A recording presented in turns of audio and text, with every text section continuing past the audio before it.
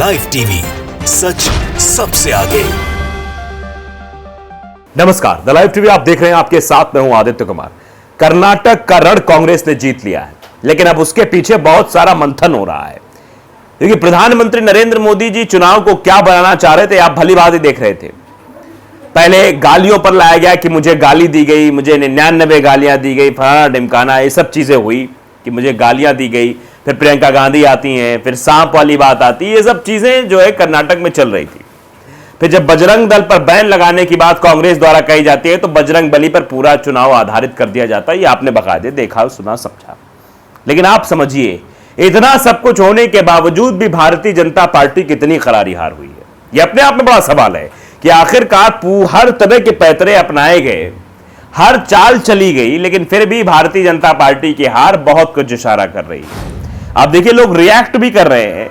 नेता डिसूजा है जो कांग्रेस दफ्तर की तस्वीर साझा कर रही, जिसमें मल्लिकार्जुन खड़गे हैं जो कांग्रेस के चुनाव चिन्ह पंजा को देखते हैं, और फिर कुर्सी लगती है वहां राहुल गांधी भी साथ खड़े होते हैं। उसी वीडियो को ट्वीट करते हुए जो लिखा है वो बेहद महत्वपूर्ण है, जरा ध्यान से सुनिएगा आप।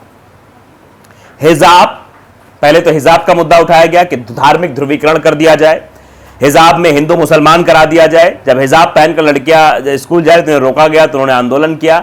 तो फिर हिंदूवादी संगठनों ने जो हिंदू घर की लड़के लड़कियां थी उनके जो है गले में भगवा गमछा डाल दिया, कभी जो है सर पे भगवा टोपी लगा दिया, इस तरीके से भगवा सेहरा जिसको बोलते हैं वो भी किया। पूरी तरीके से 1.5 साल से कर्नाटक के माहौल को खराब करने की पुरजोर कोशिश की गई हिजाब के मामले पर, लेकिन फिर भी कोई फर्क उसका चुनाव में दिखाई नहीं दिया।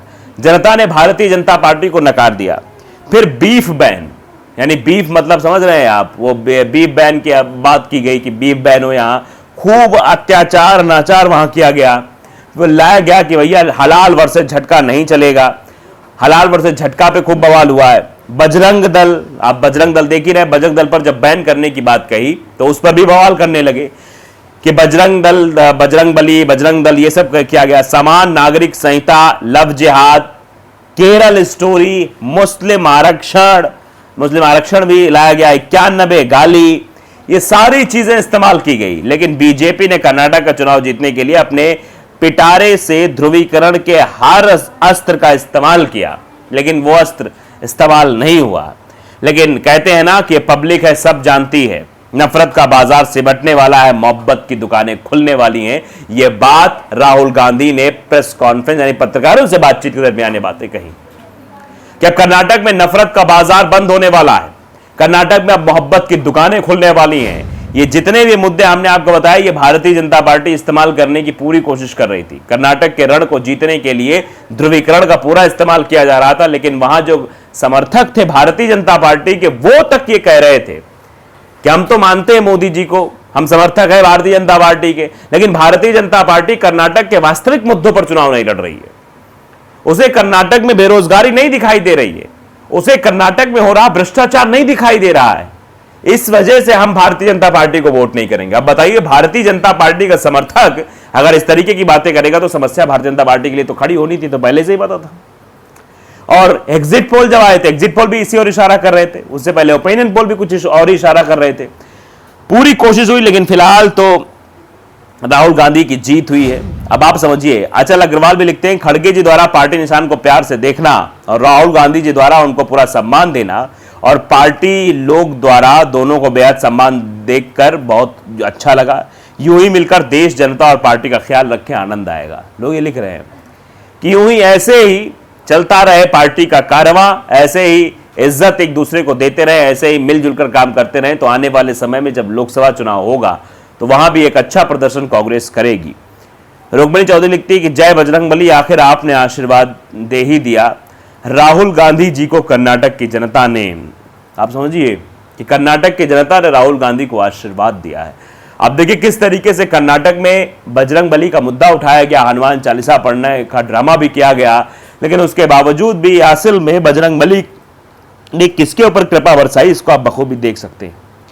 रजनीकांत कुमार नाम ट्विटर यूजर हैं, वो लिखते हैं कि 2013 में अन्ना हजारे द्वारा संचालित नकली आंदोलन खड़ा कर झूठ बोलकर झांसा देकर सत्ता हथिया लिया है। क्या क्या बोलकर झांसा देकर वोट मांगा था, और अमित शाह बोला था जुमला था, सब जुमला था। मोदी जी का एक बोलता हिंदुस्तान ने पोस्टर लिखा, उसको भी ट्वीट किया है कि झूठे वादों के जरिए सत्ता हासिल करने वाले नेताओं सतर्क रहें। ये बात मोदी जी ने कही थी। अब ये बात मोदी जी पर ही लागू हो रही है। ये कुछ है जनता से बोले गए सबसे बड़े झूठ, लिखा है लोगों ने कि 100 दिन में काला धन वापस, नोटबंदी से काला धन खत्म, 15 लाख खाते में, पेट्रोल डीजल 35 रुपए लीटर, रुपया मजबूत होगा। रुपए क्या हाल, 82 रुपए पहुंच गया है, $1 के मुकाबले 82 रुपए में है।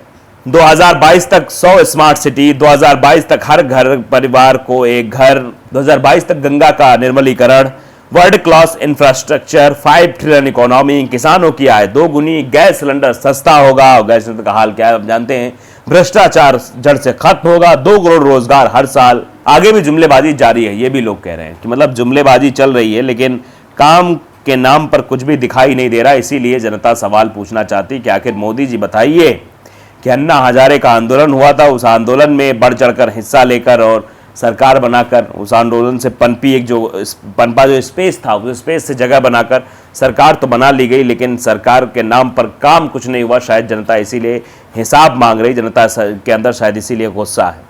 प्रदीप गोयल कहते हैं कि इसीलिए कहते हैं कि जनता पढ़ी लिखी हो तो आप बेवकूफ़ नहीं बना सकते। अगर पढ़ी लिखी है, पश्चिम की जनता, आप केरल देखिए, केरल में लिटरेसी 90% से ऊपर होती है, मतलब वहाँ शिक्षित लोग, कर्नाटक में शिक्षित लोग हैं।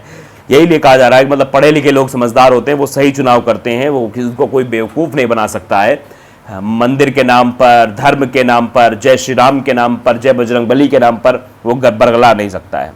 नीलेश मिश्रा लिखते हैं कि उम्मीद है कांग्रेस इस पूर्ण बहुमत का सम्मान करते हुए बिना तुष्टीकरण लिए कर्नाटक की जनता को एक अच्छी सरकार देगी जो सच में वहां की जनता को समृद्ध बनाएगी। बधाई हो। ये भी मतलब लोगों द्वारा कहा जा रहा है। सचिन कांबले हैं, वो लिखते हैं कि इसे कहते हैं भारत का लाल, गर्व हमें राहुल जी पे और सभी कांग्रेस के कार्यकर्ताओं के ऊपर। ये भी लोग लिख रहे हैं कि भैया कांग्रेस कार्यकर्ता जो है चीज़ें हो रही है। ऋतिक यादव लिख रहे हैं कि लगता है 91 गाली की बात सुनकर कर्नाटक की जनता ने फैसला किया गाली खाने वाला नहीं चाहिए, विकास वाला चाहिए। ये भी लोग लिख रहे हैं भैया गाली खाने वाला नहीं चाहिए। हाँ, हमजा खान है, वो लिख रहे हैं कि रुकना नहीं है, आसमान को छूना है, राहुल जी हम तुम्हारे साथ हैं, आप लड़ो। ये भी लोग कह रहे हैं। Rahul Gandhi ji right, love won and hate lost, truth always trumps those who talk about religion and give hate to speeches are defeated.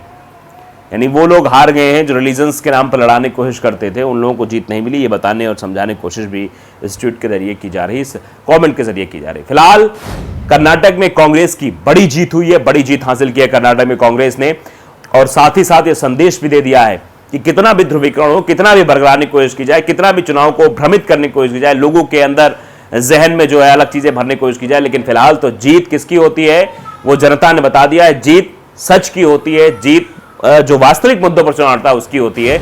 और राहुल गांधी ने कह ही दिया कि पहली कैबिनेट में हम उन चीज़ों को करने की कोशिश करेंगे जो चीज़ें हो रही है। तो फिलहाल तो राहुल गांधी ने कर्नाटक जीत लिया है। अब आगे की लड़ाई 2024 से क्या कुछ होगा ये वक्त बताएगा। तो द लाइव टीवी अगर आपने सब्सक्राइब नहीं किया है, सब्सक्राइब जरूर करिए, बेल आइकन दबाइए ताकि सच खबर आप तक पहुंचती रहे। नमस्कार। द लाइव टीवी, सच सबसे आगे।